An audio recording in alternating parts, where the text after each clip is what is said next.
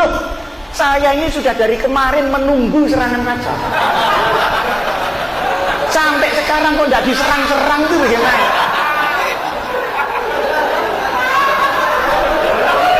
Ayo, iya apa enggak?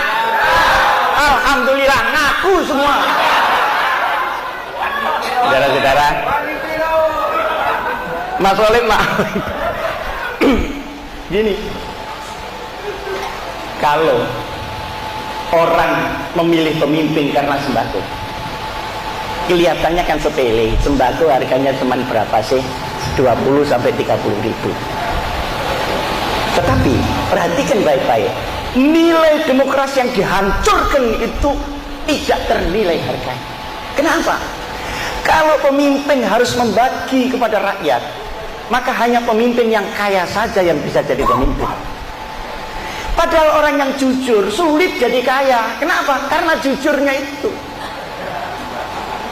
Nah, kalau peluang untuk orang jujur sudah dipersempit oleh rakyatnya sendiri, berarti virus itu sampai kepada lapisan yang paling.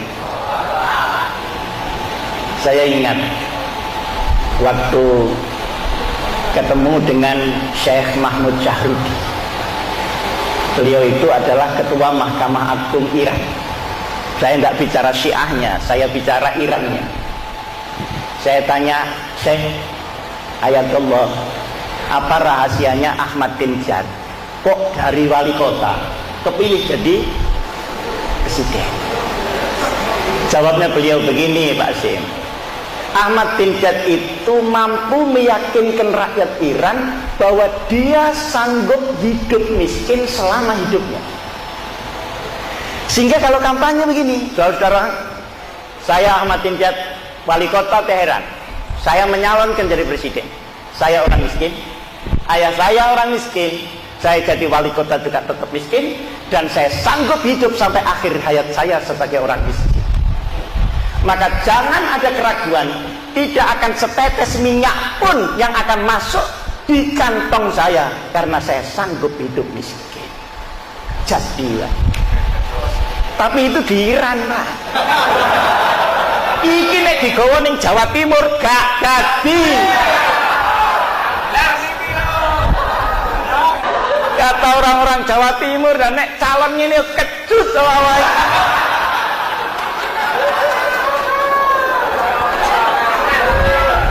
Ini yang saya maksud national morality.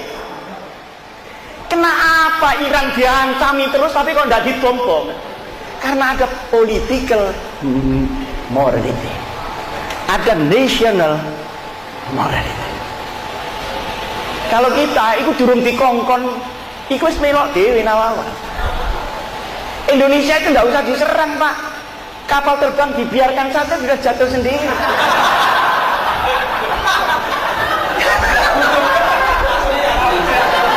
Nanti nggak usah diserang, kapal terbang jatuh sendiri, kapal perang di laut tenggelam innalillahi wa inna ilaihi. Mari kita tahlil bersama-sama. Saudara-saudara, jadi tidak ada di dunia ini yang berminat nyerang Indonesia, itu nggak ada. Ngenteni tok. Nah, saudara, sekarang perhatikan, dengan adanya ketidakimbangan antara demokrasi dan leadership, yang seharusnya kerakyatan yang dipimpin oleh hikmat kebijaksanaan, jadi kerakyatan itu tidak diistilahkan demokrasi, karena demokrasi berbagai macam bentuk, maka dipakai kerakyatan, artinya untuk rakyat. Tapi ini harus ada pimpinan yang punya hikmah kebijaksanaan. Mahyal hikmah, al-hikmatul lubus syai'. Jadi setiap kebijakan harus ada moralitas di dalam kebijakan. Ini udah cabur semua. Ketuhanan yang Maha Esa sudah ganti keuangan yang Maha Kuasa. Kemanusiaan sudah kekejian, bentrok dan sebagainya. Persatuan sudah menjadi disintegrasi, bahkan separatisme yang dilindungi pelan-pelan oleh HAM yang hamburger itu tadi. Saudara, Dalam kondisi seperti ini, Ansor mau diletakkan di mana? Nah ini bagiannya PPGP Ansor. Saya dari PP Ansor itu 30 tahun yang lalu. Jadi ojo dikongkon mikir mana. Saya dulu waktu muda sering layangan, tapi saya sudah tua, masa layangan terus? Enggak, tapi pikirkan itu. Kenapa? Karena umat kita, terutama umat NU, juga umat Islam, bahkan rakyat Indonesia sekarang sedang dalam disorientasi kebangsaan. Jadi tidak tahu bangsa ini kenapa begini. Mengapa Indonesia jadi begini? Taunya cuma bingung. Sementara media hanya menyajikan episode konflik, bukan menyajikan keutuhan daripada civic education Indonesia. Maka menurut saya kembali kepada pengkaderan. Ini kembali kepada pengkaderan.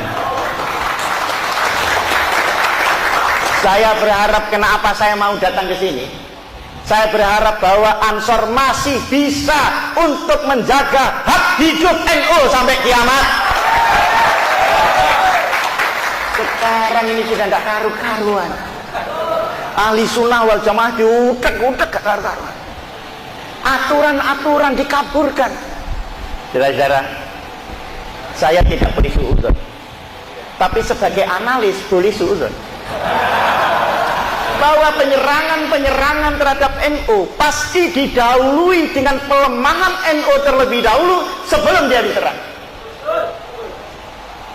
Renungkan baik-baik nanti kalau pulang.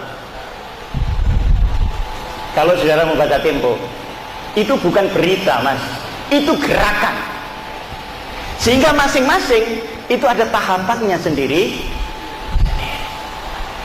Yang kedua, setelah pengkaderan ini, biasakanlah Ansor sebagai generasi muda mengetahui peta keadaan. Saudara sedang main bola, kan harus tahu lapangan ini becek, apa licin, apa bagus. Lah ini harus dengan orientasi.